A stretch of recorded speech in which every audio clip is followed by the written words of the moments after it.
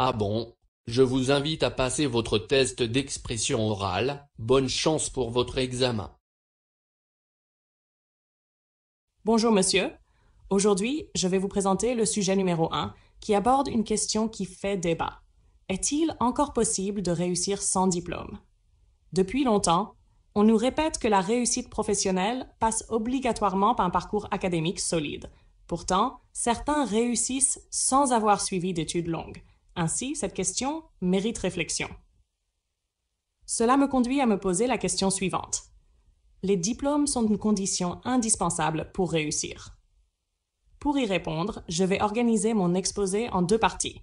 D'abord, j'expliquerai pourquoi les diplômes restent un atout important dans la vie professionnelle.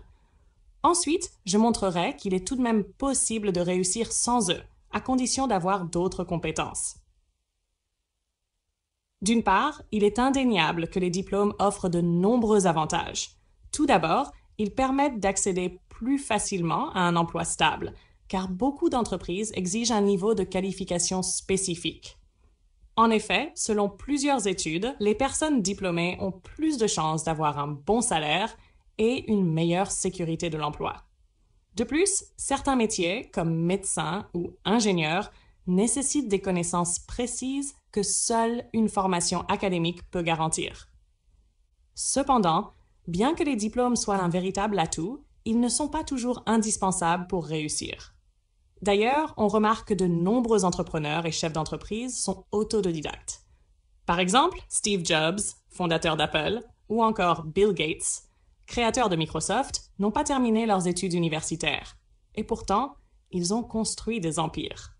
En outre, certaines qualités comme la motivation, la créativité ou l'expérience pratique peuvent compenser l'absence de diplôme. Dans des domaines comme l'informatique, la restauration ou encore le commerce, beaucoup de personnes réussissent grâce à leur talent et à leur détermination. En France, près de 2/3 des chefs d'entreprise n'ont pas de diplôme avancé, mais ils ont su développer des compétences essentielles sur le terrain. Au Vietnam, la situation est assez similaire. De nombreuses personnes créent leur propre entreprise ou travaillent dans des métiers techniques sans forcément avoir de diplôme universitaire. Les compétences, l'expérience et le réseau professionnel jouent un rôle majeur dans la réussite. En conclusion, bien que les diplômes restent une voie privilégiée pour intégrer le monde du travail, ils ne sont pas la seule solution. La réussite dépend également de la motivation, du travail acharné et des opportunités saisies. À mon avis, l'important n'est pas seulement d'avoir un diplôme, mais surtout de développer des compétences adaptées au marché du travail. Voilà, j'ai terminé mon exposé. Merci pour votre attention et je suis prêt à en discuter avec vous.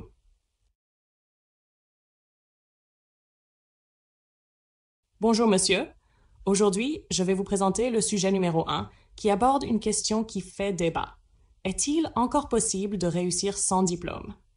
Depuis longtemps, on nous répète que la réussite professionnelle passe obligatoirement par un parcours académique solide. Pourtant, certains réussissent sans avoir suivi d'études longues. Ainsi, cette question mérite réflexion. Cela me conduit à me poser la question suivante. Les diplômes sont une condition indispensable pour réussir. Pour y répondre, je vais organiser mon exposé en deux parties. D'abord, j'expliquerai pourquoi les diplômes restent un atout important dans la vie professionnelle. Ensuite, je montrerai qu'il est tout de même possible de réussir sans eux, à condition d'avoir d'autres compétences. D'une part, il est indéniable que les diplômes offrent de nombreux avantages. Tout d'abord, ils permettent d'accéder plus facilement à un emploi stable, car beaucoup d'entreprises exigent un niveau de qualification spécifique. En effet, selon plusieurs études, les personnes diplômées ont plus de chances d'avoir un bon salaire et une meilleure sécurité de l'emploi. De plus, certains métiers, comme médecin ou ingénieur, nécessitent des connaissances précises que seule une formation académique peut garantir.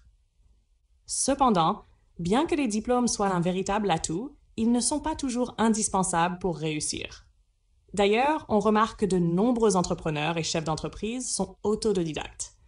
Par exemple, Steve Jobs, fondateur d'Apple, ou encore Bill Gates, créateur de Microsoft, n'ont pas terminé leurs études universitaires. Et pourtant, ils ont construit des empires. En outre, certaines qualités comme la motivation, la créativité ou l'expérience pratique peuvent compenser l'absence de diplôme. Dans des domaines comme l'informatique, la restauration ou encore le commerce, beaucoup de personnes réussissent grâce à leur talent et à leur détermination. En France, près de 2/3 des chefs d'entreprise n'ont pas de diplôme avancé, mais ils ont su développer des compétences essentielles sur le terrain. Au Vietnam, la situation est assez similaire. De nombreuses personnes créent leur propre entreprise ou travaillent dans des métiers techniques sans forcément avoir de diplôme universitaire. Les compétences, l'expérience et le réseau professionnel jouent un rôle majeur dans la réussite.